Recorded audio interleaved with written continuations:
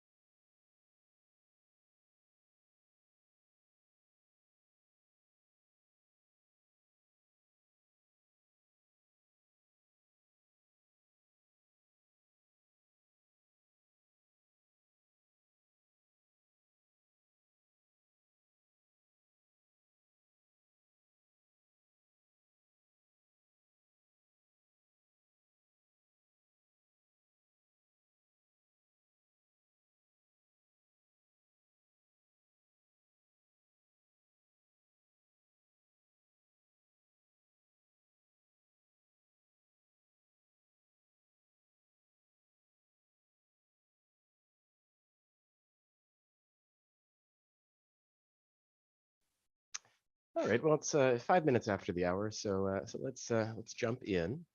Welcome everyone to today's event, a new public housing model, Addis Ababa's urban transformation.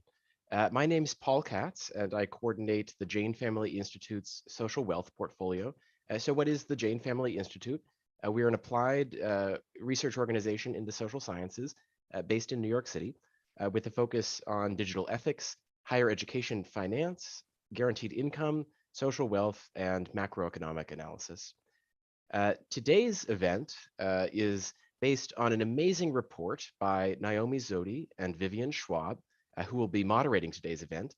The report, which looks at a transformational public housing program in Ethiopia, which has built hundreds of thousands of units and offered massive subsidies to enable people at various income levels to purchase them, is the topic of a really spectacular report, and the report is actually the first in JFI's social wealth series, which explores how public assets can be used to promote a more just society in the US and across the world.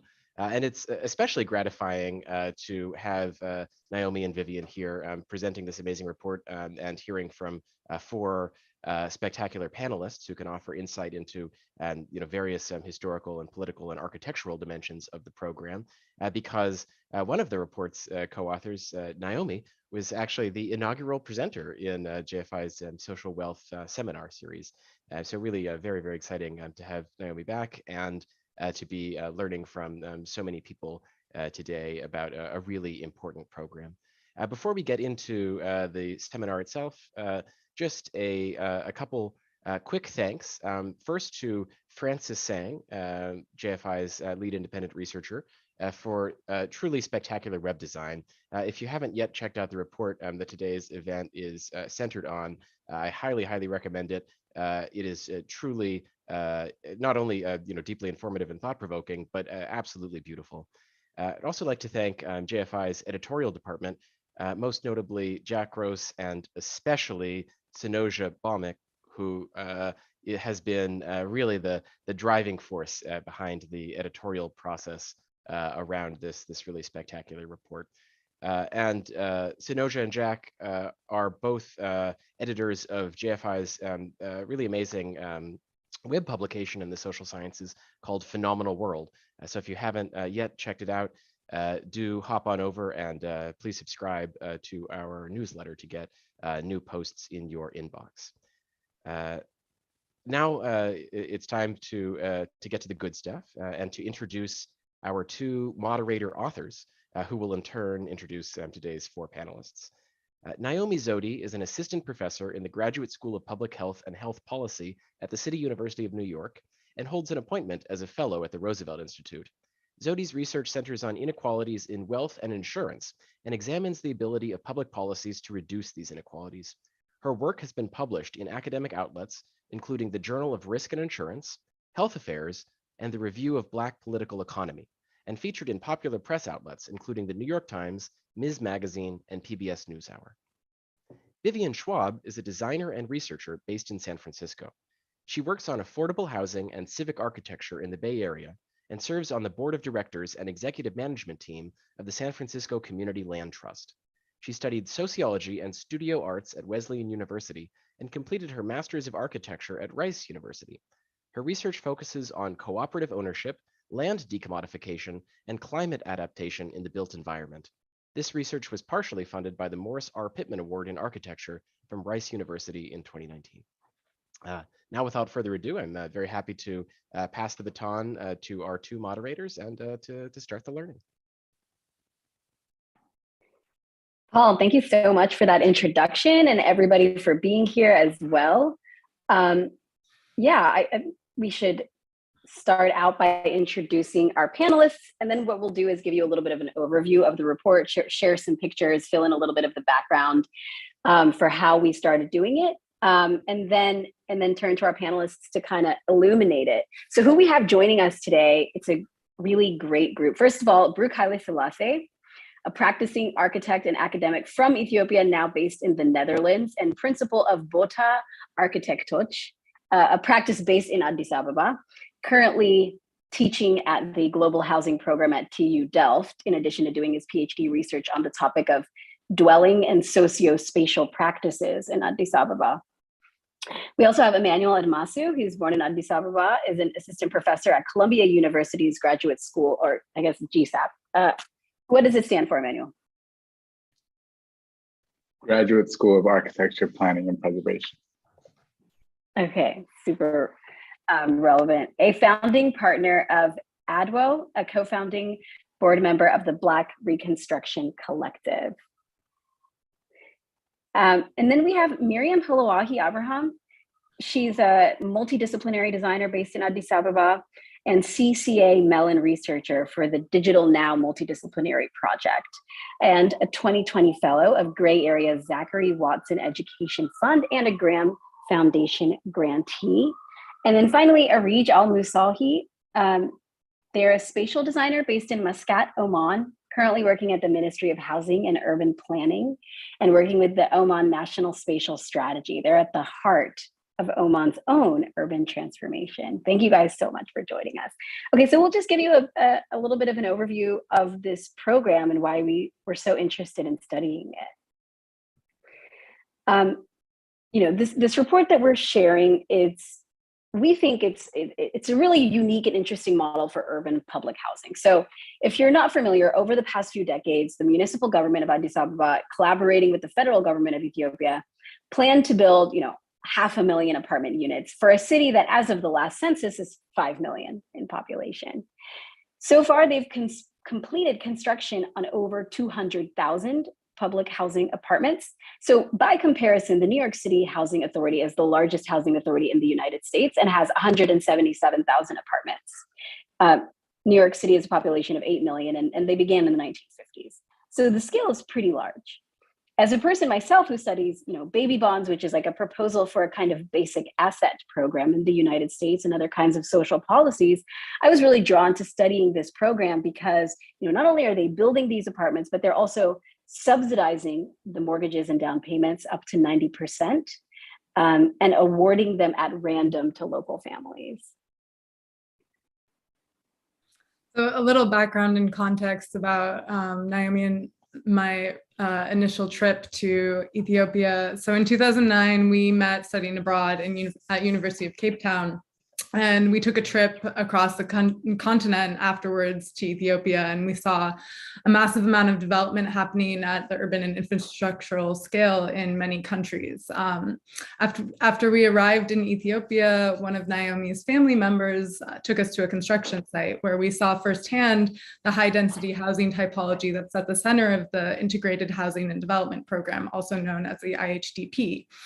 10 years later, we returned while I was studying architecture at Rice University, and Naomi was a postdoc in social policy at Columbia.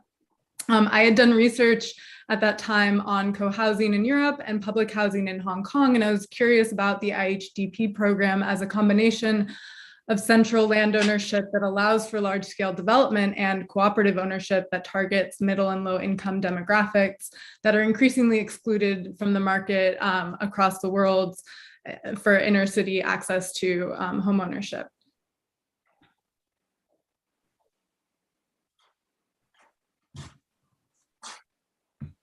So with the help of a research grant from Rice, we traveled back to Ethiopia and we were blown away by the urban impact of the program. And this became the catalyst for better understanding the context and the conditions that made this sort of urban intervention possible.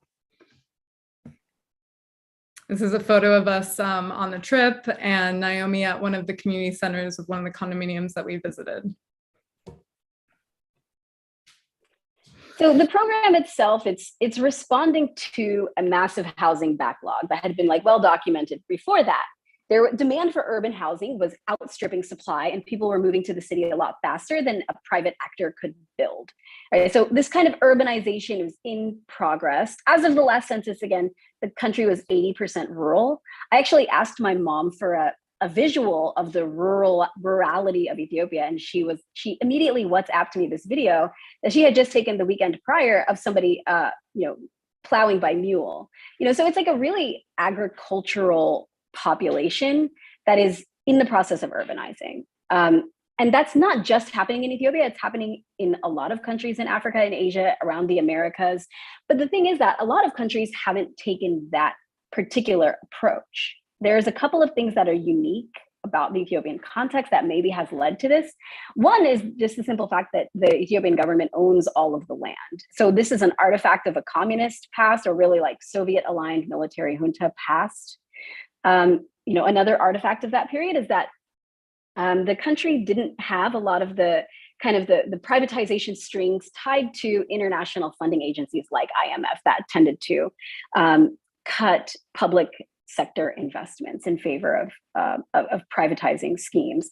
And then finally, and this is maybe an antecedent of that past, as much as an artifact of it, is that there's this kind of public appetite for resource sharing, which, with cute kids, why not? So, it's you end up seeing this real striking visual of these apartment buildings coming up in the middle of what is very recently rural land. And what we would see too is like in between, in the kind of green spaces, just in between apartment buildings, people growing onions and tomatoes and kind of the staple pieces of the Ethiopian diet. So the program began initially in the 1990s through a collaboration between the Ministry of Federal Affairs and a German development agency to prototype an efficient model for low-cost housing that brought construction costs down by 40% and wastes down by 30%. In 2004, the municipal government applied these prototypes to a pilot project in one of the city's commercial districts, which consisted of 700 housing units and 28 buildings. And then shortly after that, they scaled it up to 20 more sites and 20,000 units. And then they scaled it up to 100 sites across the city and the periphery.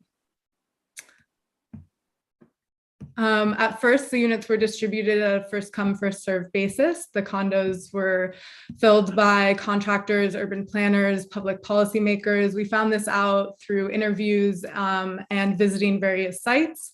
And because they were all cooperatively managed by the residents, the initial sites were really well maintained and had a lot of amenities because that was sort of the knowledge, expertise, and the capacity that the community that lived there had.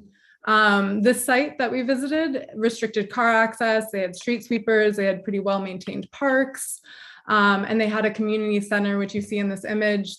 There's a library on the right, and on the left is a job board. So after this initial phase, they began distributing at random, and lottery winners would be posted online and advertised in newspapers. And so you can see, like, if you look closely on the right, it says 40-60 program. And on the left, somewhere in there, it says 2080 program. And so the way that the subsidies would work is that based on your income level, you could get up to a 90% subsidy where you pay 10%, or a 60% subsidy where you pay 40%. So the thing is that the entire building would be a 40-60 or an 80-20 or a 90-10. And so it institutionalizes this kind of strict income and economic like social segregation. And it also, because so families would pool their incomes together, right? This is a picture of one of the apartments we actually stayed in. So we Airbnb'd a 60% subsidy unit. It was owned by, and some people would refer to these as like diaspora apartments. It was owned by an Ethiopian American, but managed by her brother who lived there. And, it's like, it's not a bad apartment.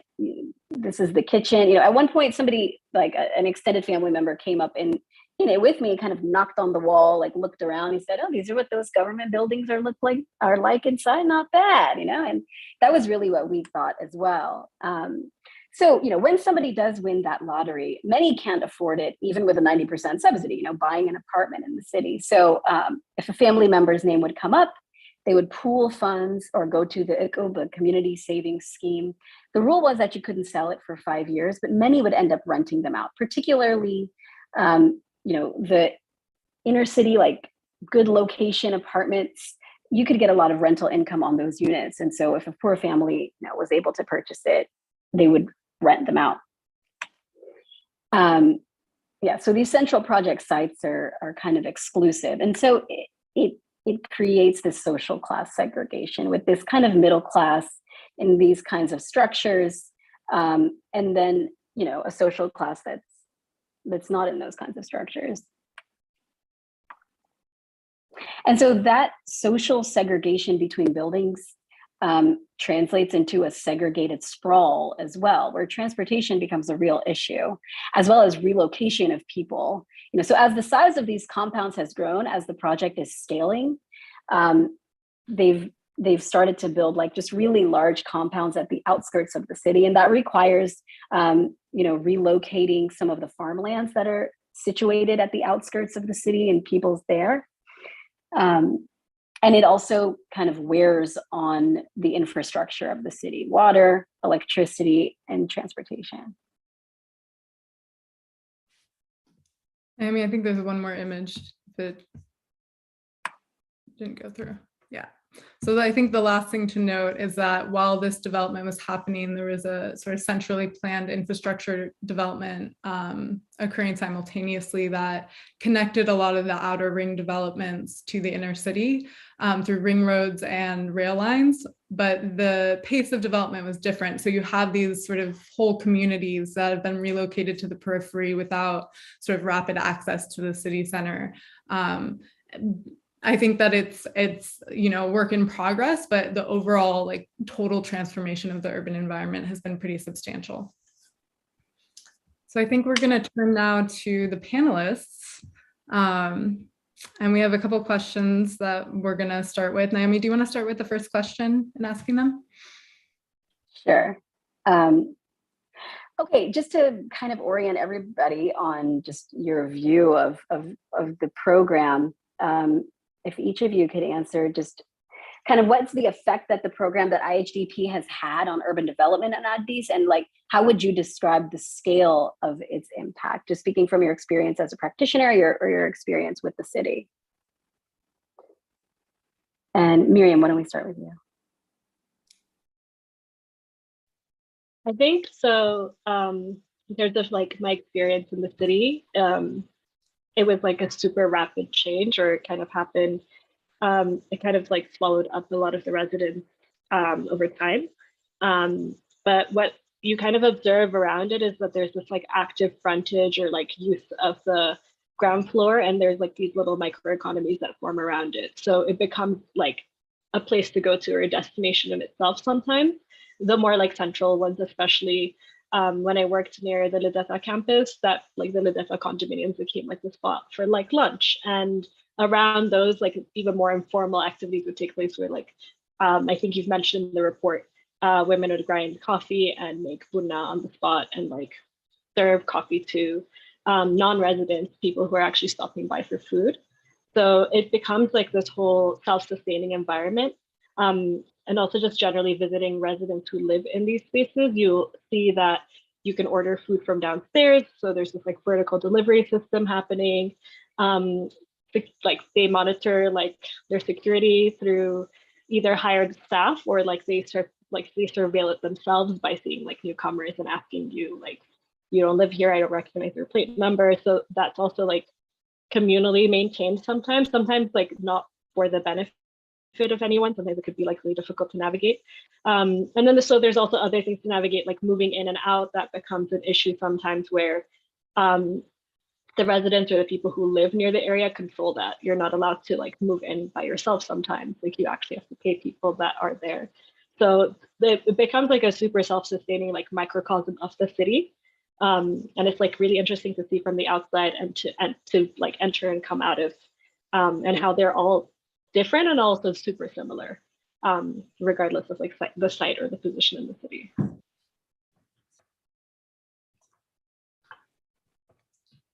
And Areej, could you speak to your view of this style of housing and you know? Yeah, that's funny because I'm actually working on a integrated housing development project here. It just has slightly different aims, but essentially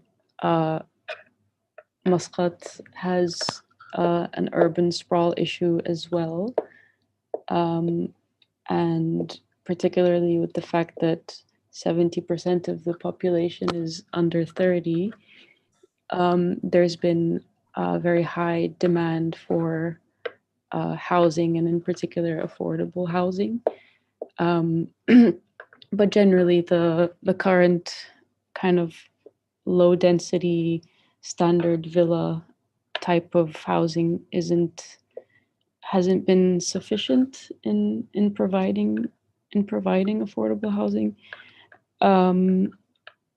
So there are projects in place to help to kind of address this.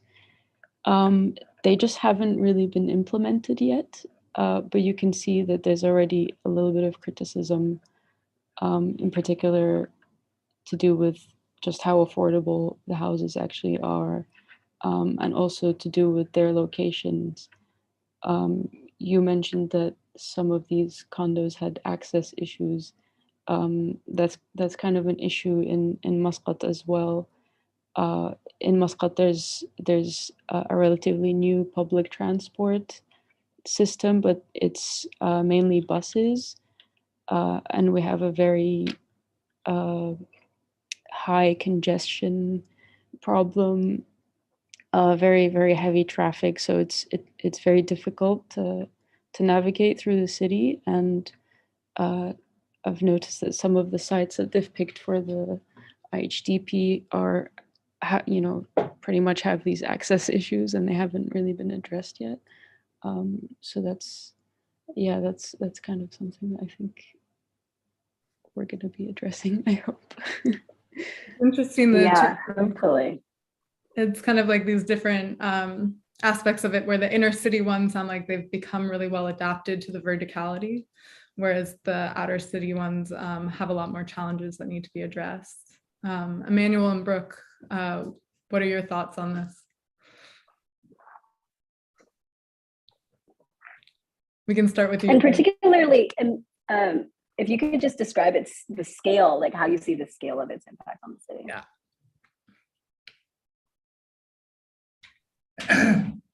Shall I go on, Emanuel? Okay, thanks. Thanks for the warm introductions, Naomi. So that was nice. I mean, I see also very distinct differences between the ones that are built in the inner cities and the ones that are built, in the peripheries, and the dynamics is totally different, especially just after they've been, just after the construction has been finished, because the ones in the inner city, they totally integrated with the neighboring suburbs, and then they became part and parcel, and it was, it was very seamless. So it's also, people also adapted to it very, very easily. But the ones in the peripheries, some of them are still struggling to connect with the rest of the city, especially with transportation, and resettlement is also a real issue, because the ones that are built outside, I mean, people have been uprooted, and then you can really see this clear difference between these two types of condominiums. But I see its impact not only at the city scale, but when you travel to cities outside Addis, because the smaller cities, they also always try to emulate whatever Addis is doing. So they have repeated the condominiums, and then you see that the scale of the impact goes beyond Addis Ababa. And this is interesting. I have not really done research on those secondary cities, so-called secondary cities, but you can really see that this thing is, it's beyond Addis Ababa, and then our daily experiences suddenly change, with all this orderings that you can do while sitting at home. This never existed before. So people actually started to also become innovative. And then when you visit a condominium house, you suddenly see another typology of how people bake injera. Previously, it used to be in a service quarter or outdoors, but suddenly you have a foldable stove that really fits into the size and space of a condominium housing unit. So it also came up later with innovations. People's spatial practices changed through time. So I think it really shaped the housing landscape of Addis Ababa. I don't know, Emanuel, maybe if you can. No, I agree with all these points. I mean, it's really great to hear, because yeah, recently I've been teaching a studio called After Property, and we've been thinking about what it might mean to actually abolish private property. And I think what's fascinating about this particular model is that it gets us close to potentially that destination, while being relatively pragmatic and incremental. And I think it's really great to hear what Miriam was saying about the ways in which people are collectively determining issues of security, but also kind of imagining various forms of codependence that are obviously outside of the purview of the architect or urban designer. But there is something happening socially that is allowing people to maintain these relationships. And I also agree with what Brook was saying about the actual location of these condominiums. I mean, you could argue with the incredibly young population in Addis, most of these condominiums should be built within the city. But land speculation is creating a scenario where these developments are being pushed to the edges, right? And I have a lot of cousins, who now are living in the farthest condominiums, but they're also working in the city. So there's real material impact on people's lives, depending on the positioning of these condominiums.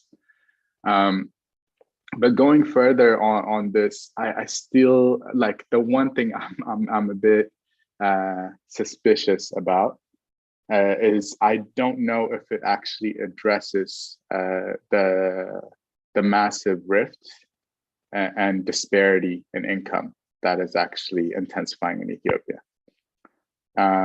Because it does still require some resources to be able to gain access into these spaces. Even if you were the one who won the lottery, I don't know I don't know what the percentage of people are who actually keep possession of the condominiums that they won through this lottery system. So I guess what I'm trying to say is, I wonder if there needs to be more kind of direct and precise intervention at the federal level, making sure that people who are the most vulnerable actually get additional support. So it's not just handing over a condominium to someone who who like is not is a low-income person, but is actually saying this low-income person has subsidies that guarantee possession of this condominium for X amount of years, you know. Because I think we're creating a scenario now where people get the condominium. There is some sort of scheme to hand over ownership to someone else, and there's an exchange of money that occurs, and people move on. And usually those low-income families are actually pushed even further than the condominiums that are on the edges. So I think there is a question of densifying the center, but also making sure that we support the most vulnerable families that have access to these units. So I think this kind of touches on our follow-up question, which is like looking at the past 5 to 10 years of this program as a sort of iterative process, how it's changed and what you sort of predict or what you would like to see happen in the future. I think one thing that was really interesting in hearing you guys talk about this is the way that this typology and development has in turn informed like innovations or shifts in lifestyle or like adaptations of lifestyle. So that sounds like that's one way in which sort of the transformation has occurred at a cultural or societal level due to this development. What are other things that you guys see happening or you speculate will happen in the future with this continued development? I think a thing that's already happening or has happened and might kind of continue to be exacerbated is this blurred line between the urban to rural territories. So the surrounding territories are like obviously being displaced or sort of antagonized a little bit by the expanding city. And that creates tension with residents as well, like during one of the more recent unrest, I want to say 2018. I was here for sure, but I'm trying to remember which one of them.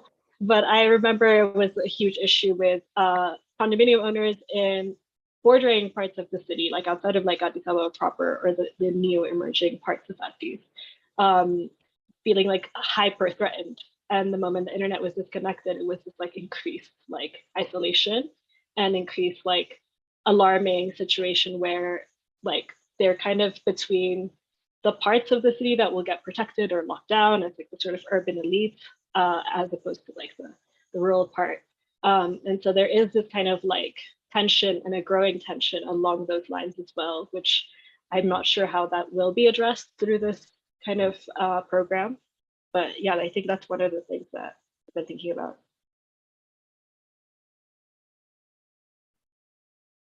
What about you, Brook? What do you think? What do you see? Yeah, I mean, so we're on the second topic now, right? How to go forward about it. Yeah. Yeah, for me, it would be, would make sense to the model in general is a good model to adopt. And the only issues I have with it is, of course, the way of resettlement, because it is not participatory at all. Both in the lottery system is also shady, but the units are really a mismatch to the way people live. So if there was a participatory process on the design, and if this was added into the general model, then I would say it would be good to follow up on this model for the future. But the current after the 4060s were introduced as a model, there seems to be a shift. Also ideologically, because the new government is more, let's say, more neoliberal. So there seems to be a shift to cater for more middle high income and high income housing when it comes to apartments. Of course, there is still the urge to continue whatever has been started during the 10-20, 80-20, 40-60, and 10-90. They still want to finish whatever has been started, but there is no follow up on that, and so the government doesn't want to really continue on those models. So this makes me a bit uncomfortable because this model is, even though it is a bit of, it's like it comes with the ideology of a provider state, it goes with the earlier paradigm that the politicians had of a developmental state. But we've seen it work in some aspects because it has made a large part of the urban dwellers homeowners, and this has to be I think this is a model that has to be built upon, but totally leaving it out and then going into other programs is I don't think makes sense, because currently I see three directions. One is the government wants to continue to finish this program, especially the ones where the lottery has already been made public. On the second part, the government wants to build high and middle income housings, like the Lagar project, creating partnerships with real estate companies. But at the third model, they also want to follow this urban upgrading kind of schemes, whereby they build small scale housings within the Safars and the Kabbalah unit. So I'm not sure if these are really political gestures or if they're really genuine moves on the part of the government, but it is these three trajectories that I see that the state is taking. I feel that a more solid approach would be to learn from the condominium housing, especially as a grand model, and then solve the resettlement issues,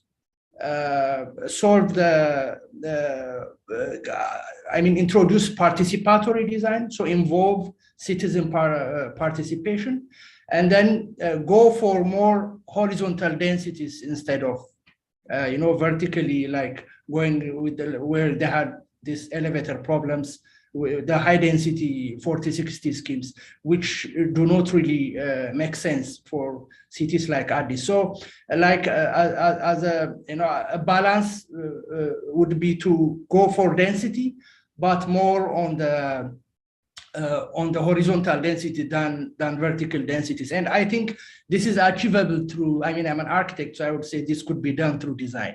This could be solved by somehow the associated architecture that comes with it. Yeah, and on that note, can we talk a little bit about what those design elements might be? Like, how would we develop this kind of, dense housing that fits with the way people live? What are the things that they could be implementing moving forward? Shall I go on, or? Sure. Yeah, I'd like to hear from everyone. The easiest thing to do would be to learn from the existing Safar typology. So at least at the neighborhood scale, we really know how shared compounds work, because they exist right now at the moment. They're not theoretical. So we know how people share public space in the Safar communities. So there is already an existing knowledge on the site that we could really pick from. So that is one thing. And then we also know that, some type of this typological adjustments in the condominium don't really work. So they have, the size of the kitchen, for example, is too small for the type of food that we're used to prepare in a kitchen. So this kind of things, if they're incorporated on the design at the early stage, then we could come up with this type of design typologies. And then we know we have issues of power and electricity. We have issues of infrastructure, and we have issues of finances. So going up above 5 stories and 6 stories does not make sense. Again, this is again very evident from the way we live. So these are some of the things that could really be incorporated in the design. And then we have also, of course, examples again in the Middle East and elsewhere of how you can really create a dense neighborhood that saves urban space, but at the same time, it's not too dense vertically. The environment is at least a humane environment. So I mean, it's not I would not say it's a difficult task to do this, because we also have examples in the city already previously that were done in the 80s and 90s. So we could learn from them, and then, but as a model, still apply the grand housing project as a grand model for in terms of tenure, in terms of making people owners of the plots, etc. And just to give a little context to the audience, the housing project, the IHDP project has typologies that range from 5 stories to 10 stories tall, and there's infrastructure issues with electricity. So the 10-story buildings, if the elevator goes out, access issues and getting water up and things like this. So that's, I think, what Brook is referring to there. And I'm just showing some pictures of the, Brook referenced about the way that people live relatively densely today, like in these communities, a single story, but still kind of relatively densely. This is how they share space with one another, and that maybe we can model it, based on something like that. I'm curious as to what you guys think about the relationship between, this very low density and high density housing in terms of the sort of necessity for a relatively high degree of density to accommodate population growth, as well as like resource development. So if we're going from 1 story to, let's say, 5 stories being the maximum that seems reasonable, how do we how does that shift happen in a way that feels participatory, or embeds some of these cultural aspects that are missing in the IHDP? I mean, just to add to what Brook was saying, I would just quickly say, in my lifetime, the population of Ethiopia has essentially doubled. And the average age is about, I think, 19 years old or 20 years old. So I think we're experiencing a situation where there are a lot of young people, and there's also need for housing that can potentially be collectively owned. So I think we have to be inventive at the design scale, meaning learning from these compound home typologies and the sufferers, and beginning to imagine how we can multiply those spatial logics vertically. But I think also we need to come up with collective ownership models that actually give people enough leverage and power to stay in the city. So I guess I would say, unlike Brook, I'm a bit skeptical about the power that we as designers have to solve some of these larger questions. So I think the design kind of invention has to come along with, inventive ownership models. At the end, I think the condominium still promotes individual ownership, right? And I think that will lead to a certain type of collapse in the immediate future if we do not address these issues collectively. But also, when you have such a young population, the need for interaction and spaces to socialize and engage with one another is very different, I would say. So I think the kind of communal outdoor spaces, the ways in which the circulation spaces interact with the more intimate indoor spaces would have to respond to the youthful population that currently exists in Addis. Areej and Miriam, you guys did a speculative design project that we published with the report that really speaks to this idea of like collective space and sort of a more progressive model. Do you want to speak a bit to that? Sure. Areej has like a great description of what Khalia is, but it basically speaks to this issue of density or transitioning from like low rise to vertically dense spaces through this sort of kind of hybrid approach.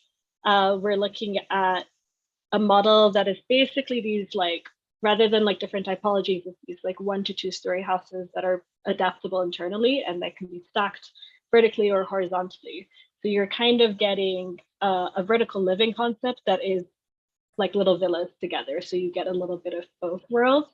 I think Areej can speak to it a little bit better. Yeah, so we weren't necessarily thinking about ownership, I guess, when we were doing this. It was more a response to a brief that was asking us to propose a new way of designing housing. So I think in a way for us it was almost based on instinct, the way that this came together. For me, it was important that we focused on flexibility and adaptability.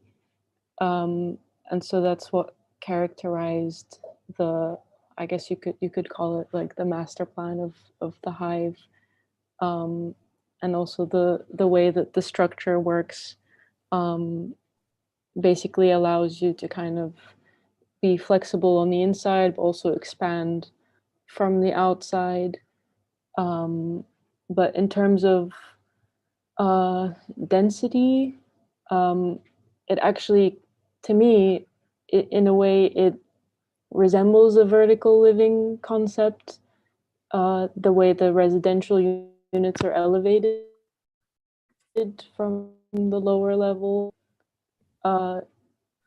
But if we look at the top level as the ground level, it's essentially just a slightly denser variation of what I see as a typical low-rise, low-density villa kind of standard way of living in Muscat and maybe in Addis.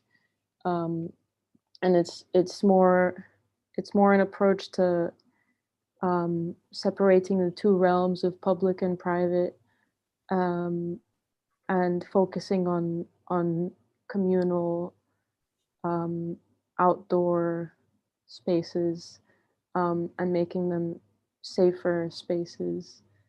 So in a way, the kind of corridors around the units, they would normally be our streets.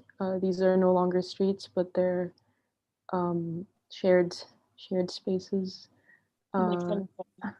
Yeah, and I kind of, I mean, I wish we had illustrated this a little bit more, but I would have liked to show some variety and maybe removing some of the units and making them like parks or playgrounds, showing maybe the way some of these could cluster and form almost like a compound, and the way that you could, extend horizontally. Could you talk a little bit more about the idea of shared outdoor spaces or semi-private outdoors and safer spaces? Yeah, so we were thinking about, initially when we were looking at the individual modules, we were thinking about building around the individual, but also creating clusters that allow for like communality or collectivity. And we kind of reflected in both our cultures, these collective spaces are like often kitchens or kitchen courtyards where you'd be drying spices, you'd be doing some sort of collective activity or activities that need support from each other, or gathering spaces. So like majlis or the living rooms or these sort of like eating areas. So we were trying to kind of pull that sort of courtyard, kitchen, garden area as like a central clustering space where these units can cluster around each other to create a communal space that is enclosed from the public view or kind of elevated from the public view where it's shared between those units or those families or those individuals. Whereas the bottom is like purely public and used for like either parking or it was kind of like inspired by the condominium ground floor, street view space with like the amenities and the pop-up sort of activities. So that was like the ground floor was like open to the public entirely, and then the top is like more controlled by the residents. Yeah, and I think the hexagonal thing became like a very efficient model and a very kind of poetic model to like tessellate these spaces and to cluster them in the kind of space efficient way. Yeah. Yeah. And Areej, could you talk a little bit about the kinds of lessons that you want that you draw from the IHDP and how it informs your approach to an IHDP in Oman? Yeah, I've been thinking about this a little bit. In a way, this project is kind of a response to what's happening here in Oman. By the way, I haven't lived in Oman for most of my life. I've only recently moved here again, and I've had to kind of observe again what it's like to live here, and then to go into urban planning and actually see what some of the issues that people experience firsthand is kind of interesting. I mean, a lot of the issues here kind of stem from the climate. It's really hot, and the urban planning strategies and design never really addresses this. So a lot of what we do kind of tries to address how do we get better ventilated and well-shaded streets. And a lot of it kind of goes back to looking at older settlements, the way that they've choreographed their streets. They're a lot narrower, they're a lot denser. So we're trying to implement those in a more modern way. So in Khalia, I think other aspects where you can probably see that it's probably a very well shaded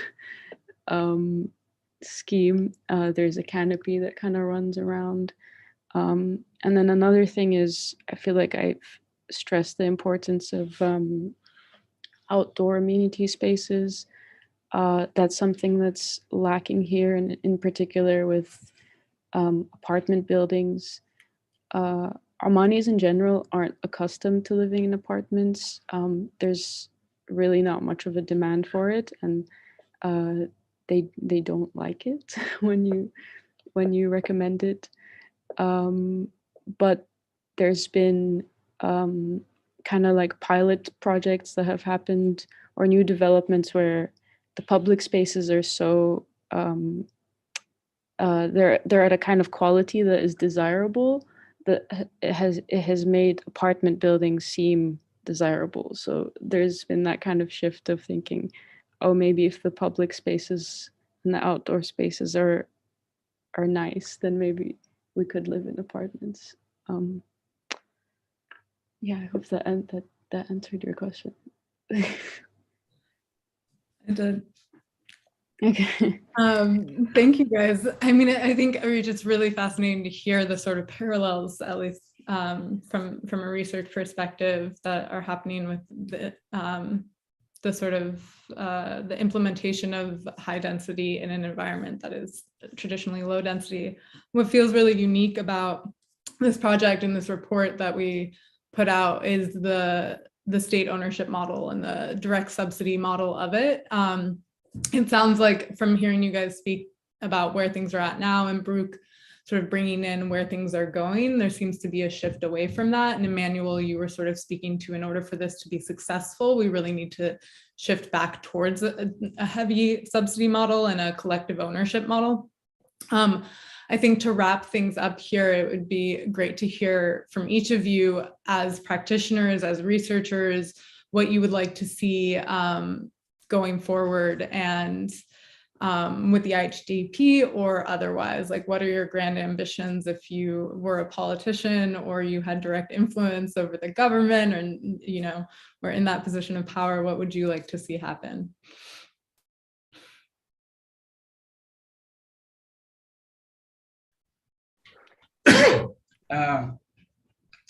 Yeah, I would probably pick up on what also Emanuel said first. I mean, just to clarify, I don't mean that the design would be the only, let's say, the blanket solution to solve this problem. It is obviously beyond that. But I think fundamentally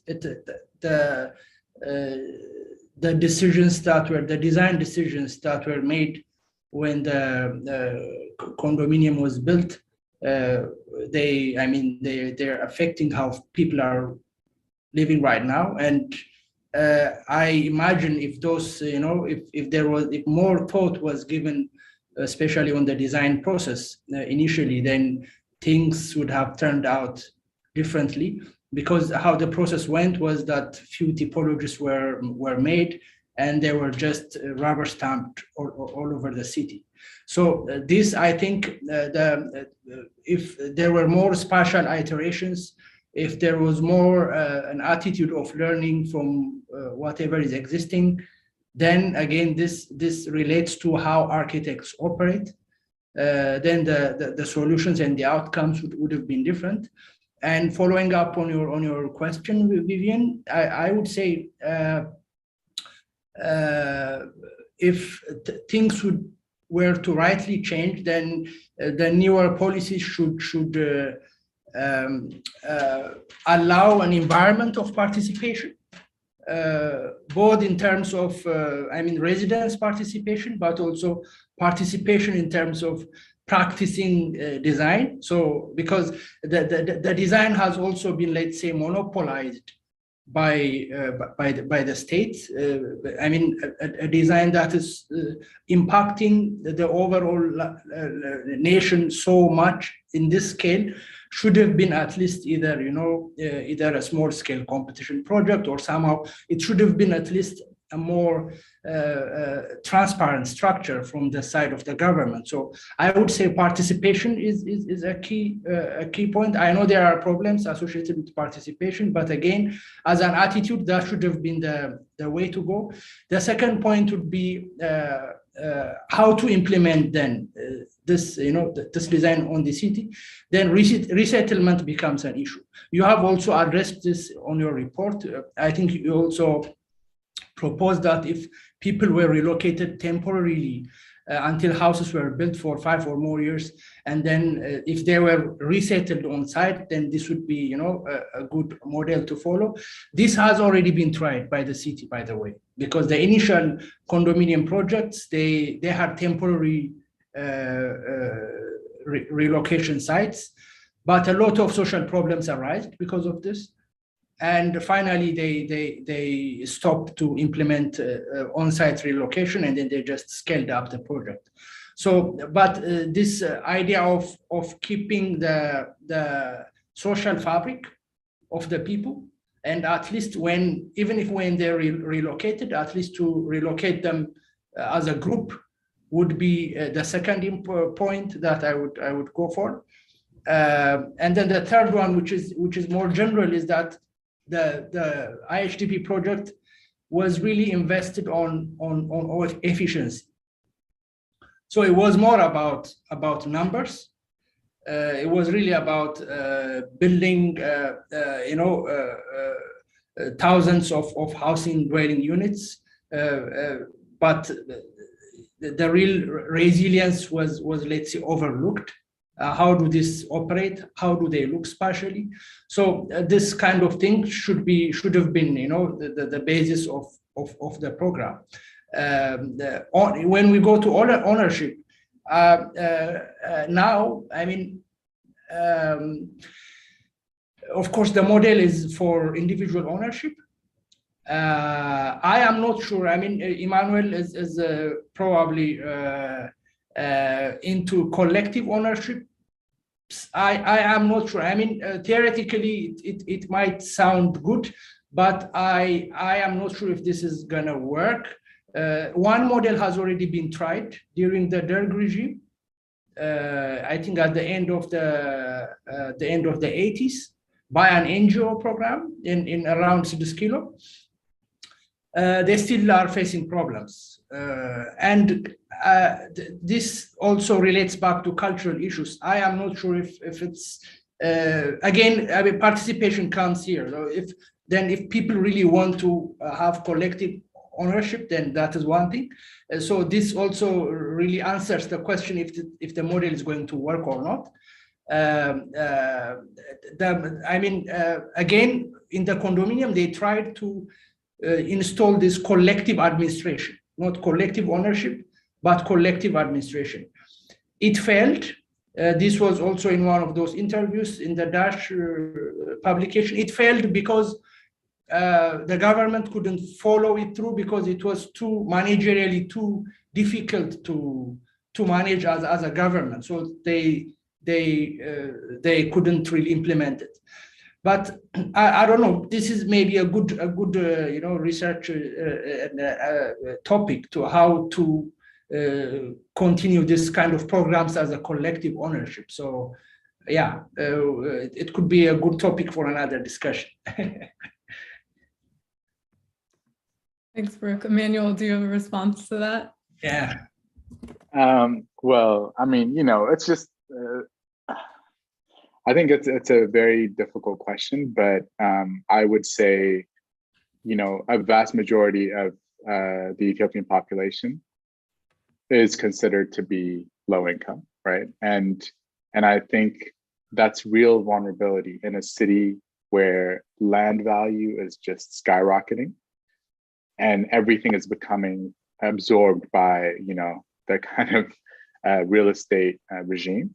So I don't think we have a choice. I think we have to imagine a form of collective ownership that at least allows us to deal with some of the contradictions and challenges that Brook is outlining. I'm not saying it's easy, but the individual ownership model is just not going to work for a vast majority of the population. Did you actually talk a little bit about the Mercato co-op research that you did whenever you get a chance? Yeah. I mean, I'll just quickly say, I mean, Brook is kind of also an expert on that. And I will say Mercato is a fascinating model for the simple fact that, the merchants basically came together and said, we're going to form cooperatives, 60 to 40 merchants would come together and develop these buildings themselves. Before that happened, the Ethiopian government was negotiating with a Malaysian developer to sell off the whole market and make it into kind of a central business district. So that was a clear, intervention that had a vision of collective ownership. And I think that model can definitely be duplicated within housing and Addis. So, I mean, as Brook said, this is kind of a longer discussion. One thing I do want to say as it relates to the condominiums, though, is I don't know what the total number is right now. What is it, 250,000? How many are built? No, nobody knows this, by the way. No one. If someone tells you that he knows the numbers, then he's lying. Exactly. So one thing I would say is I think there needs to be an incredible amount of funding to make sure that the existing buildings are actually maintained. The people that I do know who are living in these condominiums have all told me that they're basically falling apart. They are leaking, there are structural issues. So I would say the first step is to make sure that the ones that are built are actually maintained and there's a certain level of integrity in making sure that people can continue to live in them. And then we can talk about expansion, but we can't really talk about building more without even addressing the 250,000 units that exist currently.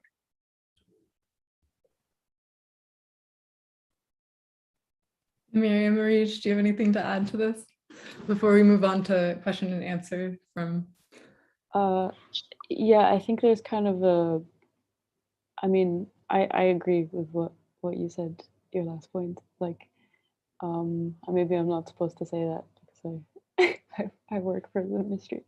But I feel like they should probably be addressing the fact that there are so many neighborhoods in Muscat that could use some help with bettering at least like the public spaces, and there's been some kind of initiatives that are doing that, but they're kind of looking for funding from the ministry, but the ministry's not quite like helping them with it.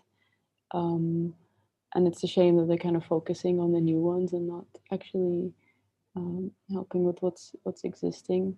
And when they do, it's always kind of more of a focus on the commercial aspect rather than on the residential areas.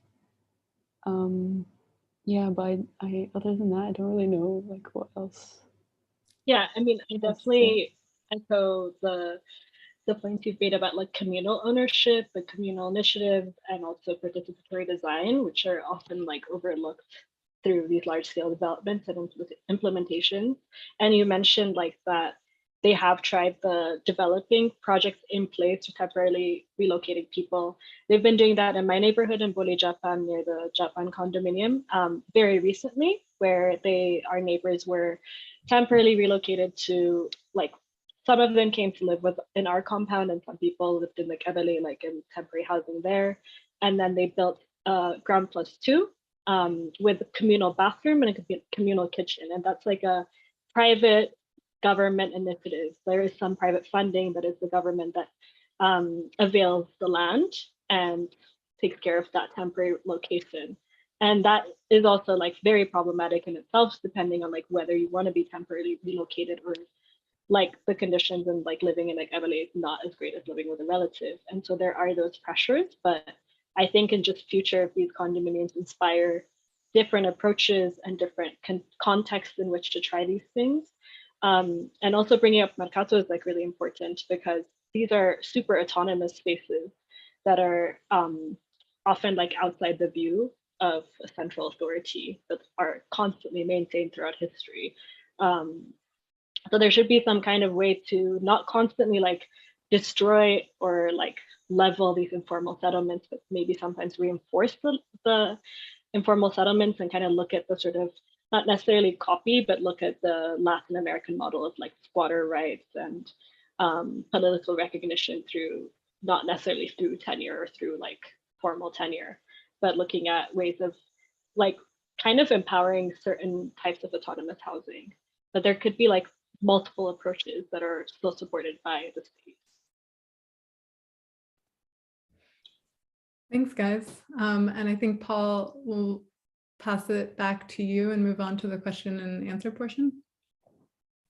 Oh, sure. Well, yeah, I'd love to pose a question myself regarding a dimension of this program that is discussed in the report, that I found especially fascinating, which is the massive asset transfer dimension of this program, right? Because it's not simply that these units are being built and then rented out, but they're being built and then by lottery distributed to people ostensibly at random, and with subsidies that, at least at the outset, could be up to 90% of the total cost of the unit. So this is really like a kind of transfer of huge assets on a scale that is very unusual to encounter.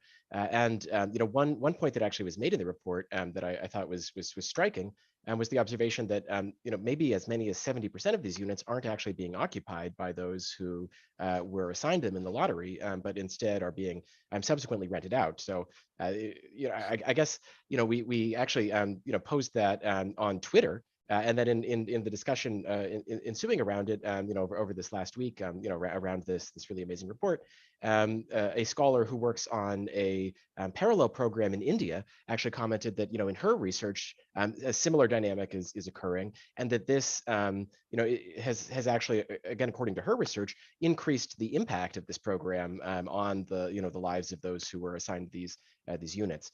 So I guess I'm really curious to ask, and I mean kind of especially to hear Naomi's take, but of course for all of the panelists and authors, to what extent do you view this apparently very widespread, perhaps even majoritarian tendency to kind of receive these subsidized assets and then rent them out subsequently as a failing of the program? To what extent might it be actually a success, or is it kind of somewhere in between or something else altogether? In my view, as long as they're retaining ownership, then you're getting the asset transfer, because the value of that unit is appreciating over time, and you're generating this income off of this unit as well, assuming that they're renting it for more than their subsidized mortgage rate. So that can be, really important. I mean, for the purpose of just for having that income, but then also, wealth plays an important role in people's lives, so that one day, should they need to sell it, they can. And then they can use that sum of money to make like big life choices, and it's just not that common to see the state infuse assets into the population in that way. You know, usually assets, if you leave them alone, they're going to grow increasingly concentrated, and the distribution is going to get more and more skewed of wealth. And so it requires active intervention, and it usually doesn't happen. So I think that that's something that's just like a good thing, you know. But then, yeah, and also, you know, the idea of cooperative ownership, I was thinking like maybe what they should do is whenever somebody wins this lottery, they get the opportunity to buy like 4 or 5 units. You know, everybody they know can just so that they're not just living with strangers, you know, that they have some, but at the same time, it's not exactly cooperative ownership, so that anytime one family decides we want to move, we want to sell it, they still have the right to do that because they own their own unit. You know, it's hard to say in terms of cooperative ownership what that really means in terms of freedom of choice for the individual's rights. But you know, what do you guys think about this as an asset transfer program? You know, is it building a middle class of wealth holders?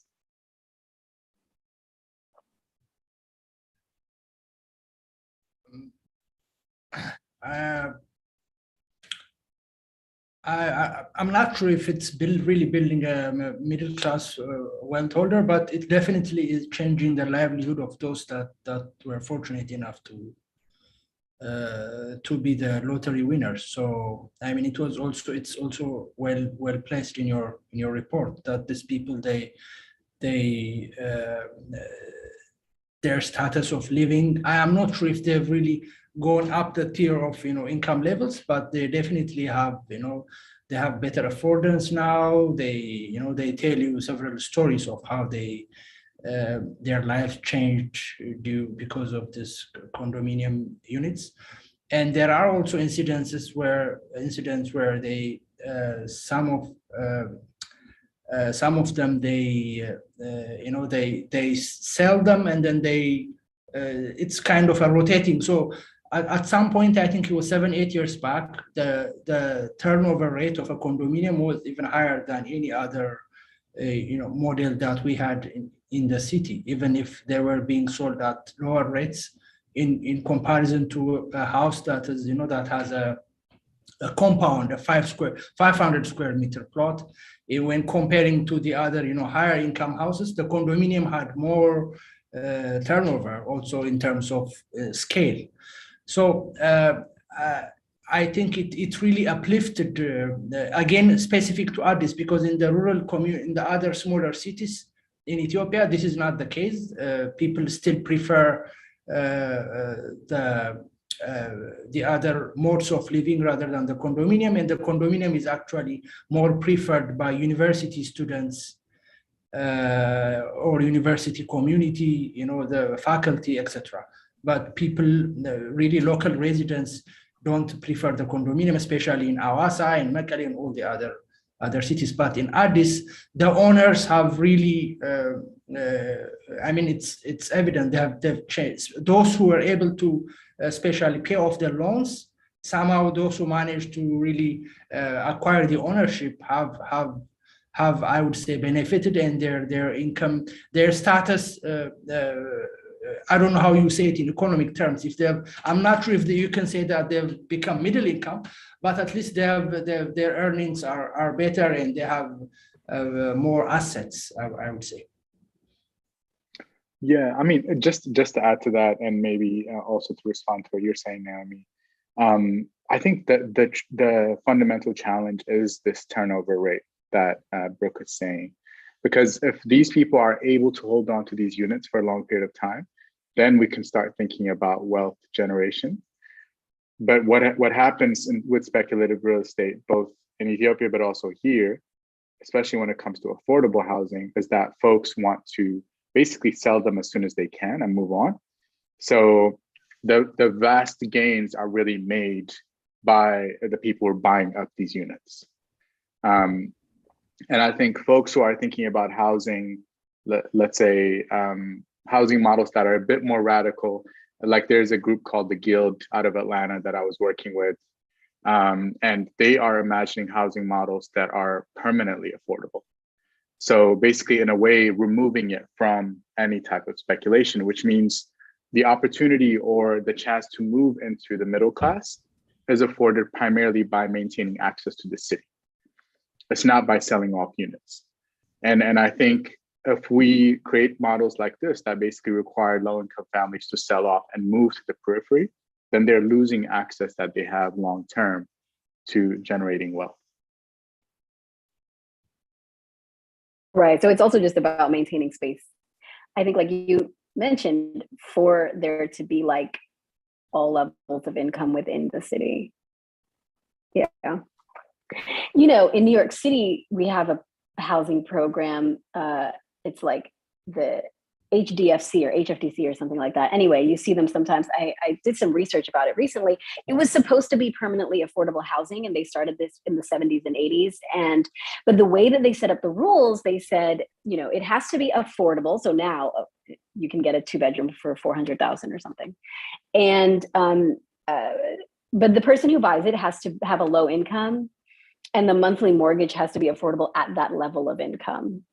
And so, you know, banks aren't really willing to sell mortgages on these units. They don't know how to underwrite the risk. You have to go to some specialty banks. They require really large down payments. And so what it's turned into is you have to be a low income, but with $100,000 in cash, you know? So I actually like scraped the website of Zillow and found that the median income level was $95,000 for a family of 4, and the median down payment required was $92,000. So that's unreasonable to expect somebody to have. So it's hard. And then what also happens is that those who have bought these units, especially back when they were much more affordable, they can't really sell them. You know, they can't borrow against the equity for capital improvements. A lot of them have violations, like serious code violations in terms of habitability, but also they aren't able to sell the unit, you know, so they haven't built any wealth. And it's also just like, it creates this whole separate kind of sphere of housing that, you know, instead of giving them access to this world that everyone else can participate in, it's like this other little thing off to the side that doesn't really give them the value, you know, that others can have. So it's hard.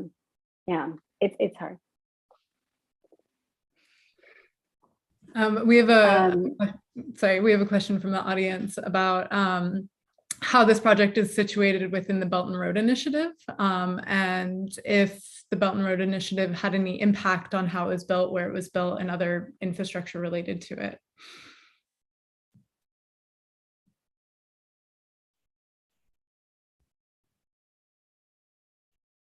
Do any of you guys? Is anybody familiar with Belt and Road Initiative? I mean, I think that's where the financing is coming from.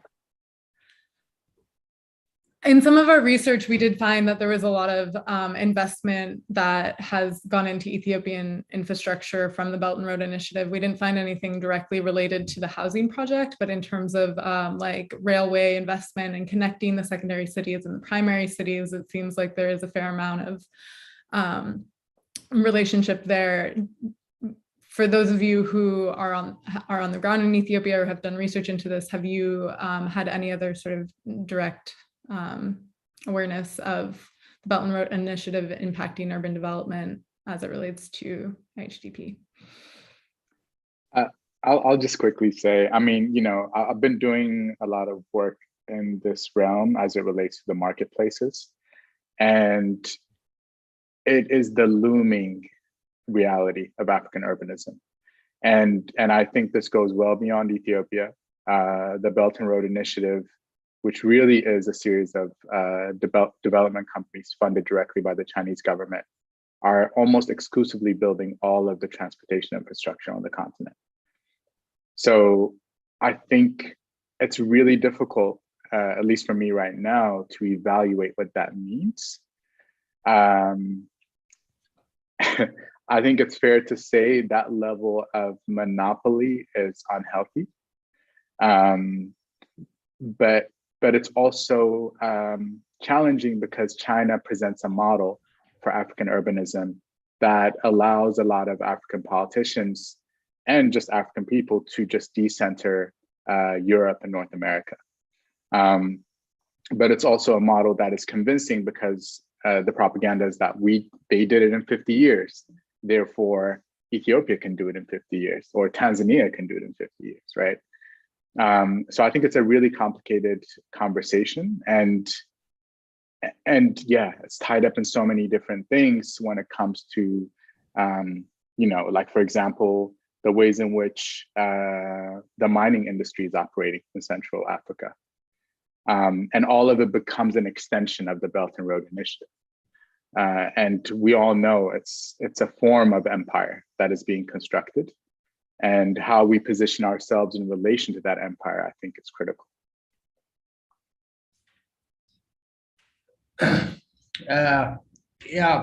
It's like you said, Emmanuel. This is, I think, it's also a very complex subject to talk about here. But regarding to the IHDP's relation to the Belt and Road, I think the IHDP, before even being, I think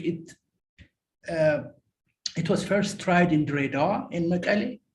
So this is way before, the Chinese direct influence in how things were playing out, especially the politics in Ethiopia. And I would say maybe later some of the funds could have been directed from there, but I doubt it. Because initially it was actually the German government who was really involved in the making of this, and there was also other projects, other small scale infrastructure projects, and road pavement projects with the cobblestone. These were also, large scale nationwide projects, but they were directly related with either the European Union or directly to German government. So but of course, again, nobody.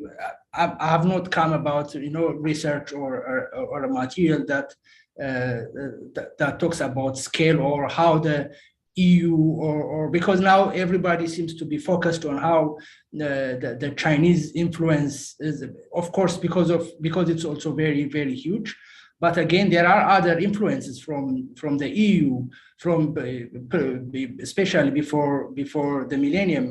There are other interests that were involved in Ethiopia. So I think the IHDP, you can relate it more with the German government than the Chinese government, also in terms of funds. When I talk about this subject, I always give the example of the African Union building. You have the gift from the Chinese government, the African Union headquarters building. So everyone is really focused on critiquing that building, and then this and that. But there is another shorter building, really out of the eyes of everyone. That is again a gift by the EU and the German government. So that's the Peace and Security building. So it is really subtle. It is really out of focus of everyone's attention, but the influence is again goes deeper. So I can't answer this directly, but I don't really see a direct connection either of funds or of influences between the Belt and Road and the IHDP. But again, as an academic, I would always say my right to be wrong, I stand to be corrected if evidence comes about on this. Thank you. Just to add, I think the only connection to this project is basically the infrastructure required, especially for the people living in the condominiums in the periphery to come into the city. And all of those roads are basically built by the Belt and Road Initiative.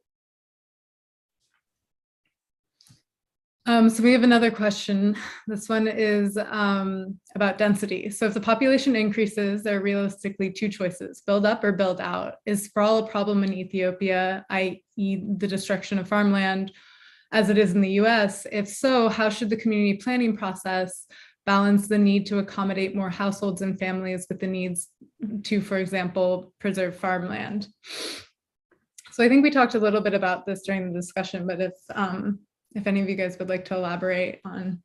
And we'll just finish up in just a couple of minutes, but just, I guess, quickly, kind of like, is horizontal density enough? You know, if we don't want to build up too high, like where do we get the next set of housing in terms of quantity?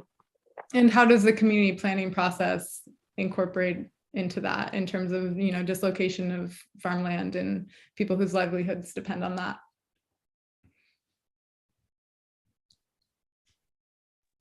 I mean, I'll just quickly say, you know, if you look at any aerial view of Addis, it's still a relatively horizontal city. I mean, it's still a majority single-story city, and I do think sprawl is a bigger issue than density, and I would say we need to come up with ways to densify the city itself. And I think Brook mentioned this earlier. Even if we were to think about low density construction of housing, you know, 4 to 5 stories, that would radically transform the city. Now everyone wants to live in a compound home. No one really wants to move into these vertical dwelling units, but I don't think we have a choice.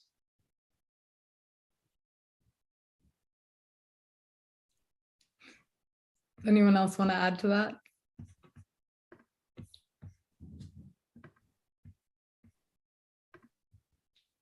I think that speaking from being in California, where it's also a very horizontally sprawl-based context, it's a similar issue, right? It's how do we accommodate or how do we shift cultural perceptions or desirability of high density housing?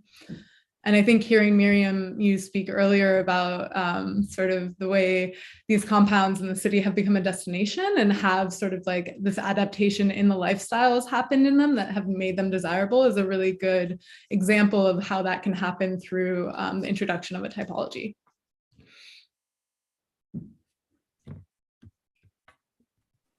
And I think that's probably a good place to end, a good note to end on.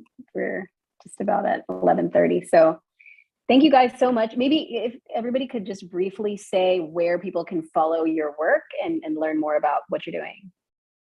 Miriam, can we start with you? Sure. I've got a website. It's miriamhillawi.com. I'm currently based in Addis Ababa, and I'm working on a research project and a virtual reality project at the moment. Thank you. Areej? So because I work with the ministry, a lot of our work is confidential up until it's been publicly announced. My work isn't really available to public yet, but I do, when I can, some freelance design or illustration work, and I have an Instagram account for that I can share. Okay, yeah, what's the handle? It's I can type it in the, can I type in the chat? Yeah. Yeah. It's just my name. Okay, and then Brook and then Emanuel.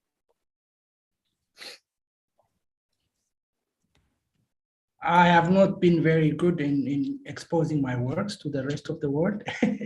But I mean, the writings and publications are, I mean, you can find them on my name, Brook Haileselassie Delft, and with the orchid, you can, I mean, just a Google hit and then you can try to find it. It's not really visible, but I'm building a website, and it will be hosted in a month's time. I will write the URL here on the chat box. Great, thanks.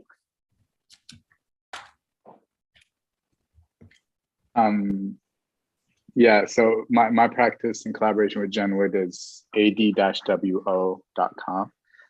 And I guess Instagram, which is at Admassu. And a lot of the work is also on the Columbia GSAP website. Thank you guys Awesome. all. Really appreciate Thank you chatting with us about this. It's also been really illuminating to hear your perspective. Yeah, thanks so much for your time and best wishes with everything. Hopefully we'll see you all again.